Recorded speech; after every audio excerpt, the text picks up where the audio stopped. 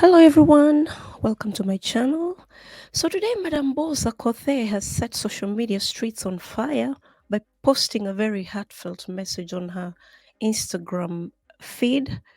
So in case you missed the message, I'm going to share it on my screen and read it out.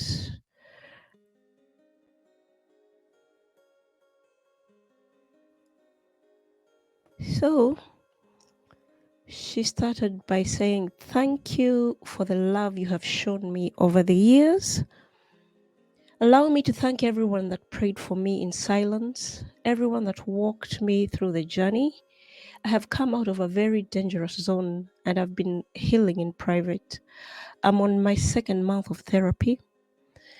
The trauma I went through after finding out the truth and some ugly stuff has left me shaking. I've gone days without food and sleep. I've questioned and answered myself. It has been very heavy. Some days and nights I'll break into a day with me looking outside the window, guessing at nothing. I would be shaking for no reason. I can't explain and just remembered I still had work to do, a family and an empire to protect. I still had to put on a strong face and entertain my fans. I thank all my close friends, family, especially children, and my mom Beatrice, and my best friend Nelly Oaks, PLO, and VJ Adams for being part of my strength. I would not have done it without you. Nelly Oaks has been on speed dial. He would call me nonstop and would panic whenever my phone was off. My children, especially the girls, made sure we had a FaceTime just to check if I was okay. Rue followed me to Europe in fear of losing me, babysat me until I could stand on my feet. I started monitoring my behaviors and realized I was breaking down for no reason. Even just a simple interview would make me emotionally unstable. I couldn't put a finger on it. I never knew about emotional abuse until I started therapy. I was in a bad state of mind that I had to pay 50,000 shillings per hour for the sessions. I was shaking, I lost energy, appetite, sleep, suffered panic attacks, and even lost motivation of doing things I loved to do. I request all of you to stay calm. Keep praying for me and my family. And please, bloggers, I know this is some sweet gossip, but I ask you to give me some private moment. Allow me to go through this, and once everything is okay and I'm stable enough to talk about it, I'll be back with good news. We are fixing some stuff off camera. I don't want to hurt anyone, not even you reading this. Not at all. I love you." So, shortly afterwards, I think people started contacting her. And then she must have been irritated by people attempting to contact her. So she went on to post another message that said, "Hey, I have passed the place where I needed advice, sympathy, or explanations. If I never reached out to you for advice or a shoulder to lean on, kindly don't call me. The news you have, that is all. Those calling me constantly just know you're a distraction and I don't like it. I'm on the middle of meetings. What do you want us to talk about? You're not calling me because you care. You're calling because you want first-hand information. Don't call me. I repeat, don't call me," in caps. "You never called me when I was winning. You never called to check up on me. Most of you calling me now never called to congratulate me on big wins. Do not WhatsApp me. Do not call me. I'm fine and busy working. Kila mtu apambane na maisha yake. For those who don't understand Swahili, that means people should mind their business. That's a loose translation. I'm not the first I'm not the first one to try balancing life. Again, when I walk into your office, banks, or meetings, do not ask me questions and relate it to what I've come to do in your offices. I have very limited time. Thank you for not understanding. You will understand. Oh, that's a departure from the first message she posted today. But anyway, I guess people are really blowing up her phone. So after reading those messages, myself and many other people on her comment sections and other social media platforms suspect her marriage to Dennis Schweizer, also known as Omosh, has hit the rocks. So if you haven't been keeping up, they got married this year in April on Akothee's birthday. And the wedding ceremony was very lavish. She wore a very beautiful gown, which she went to buy in France. And she said it costed her more than 600,000 Kenya shillings. And when she was traveling back to Kenya, she actually paid for a seat in first class just to place the dress on it. So it was a very, very lavish ceremony. So, in case you missed it, I'm going to. So, here is a snippet of a video from Akothee's YouTube channel that's covering her lavish wedding. So, I'm going to link the full video below. It's over 2 hours long. So, if you want to watch the whole ceremony, you can do so.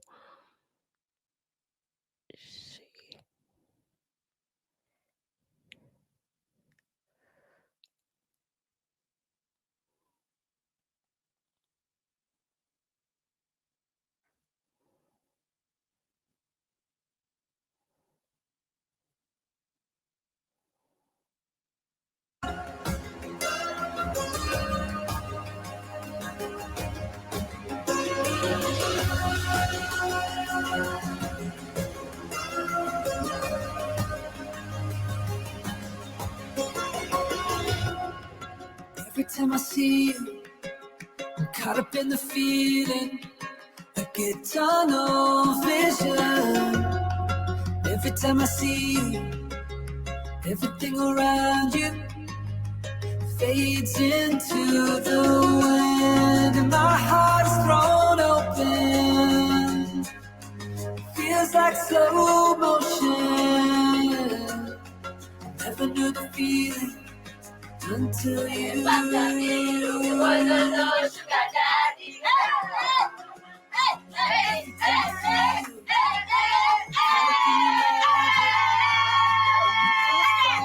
Pieces, you put me back together, and when we are together, my feet don't touch the ground. When my world is black and white, you color me back to life. I never knew the feeling until you.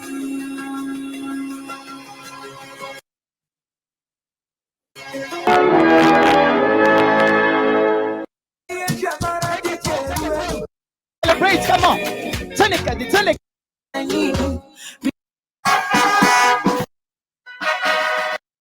My give you an opportunity. Decision. Amica.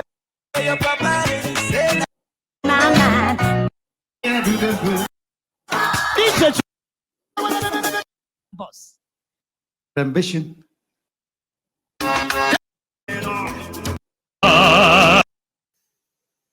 She doesn't lead a borrow.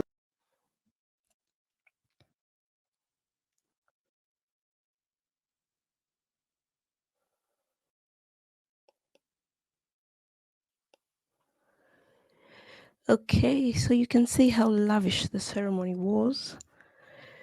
So, shortly after the wedding ceremony, the skeptics started asking questions about Dennis' background because they had scoured the internet, and led by the controversial Robert Alai, people were claiming Dennis has no social media footprint.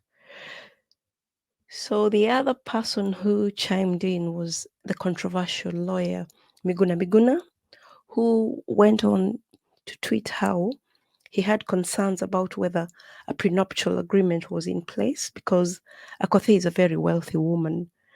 So many other people added how Akothee had dated Dennis for a very short time, so they doubted whether she knows him well enough to marry him.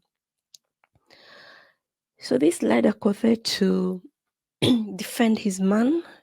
She actually went on live to address people and claimed Dennis is a very successful commercial farmer, so he has no reason to target her because of her wealth. So they went to their honeymoon, which was in Santorini. And whilst they were there, Akothee kept us up to date with their shenanigans. She even told us how their main focus during the honeymoon was to make another baby because, unfortunately, a few months before they got married, she had a miscarriage. So they were on a mission of making a new baby. So they were seen together on a few videos, and then Omosh disappeared. We stopped seeing him on Akothe's videos. Then, come August, Akothee dropped a song called Simu. So, if you listen keenly to the lyrics of that song, it's about a couple splitting up because of what somebody found on somebody's phone.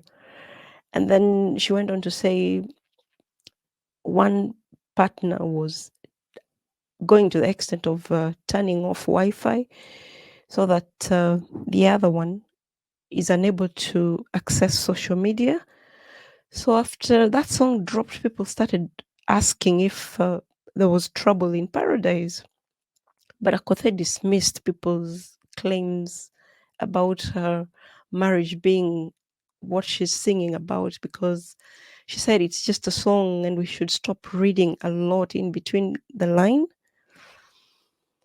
But now today you can see the cryptic message she's posted on her IG feed, which has led a lot of people to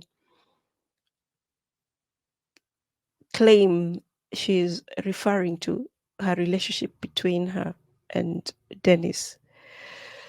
So there's somebody else who's claiming uh, Dennis' nationality has come to question.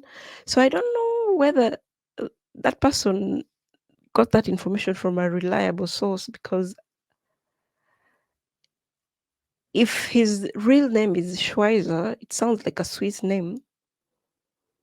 But anyway, you never know these things. So while we wait for Akothee to clarify exactly what she meant on that cryptic message, I can't help but wonder if Dennis decided to file for divorce or if Akothee herself just decided to file for divorce. And I'm wondering if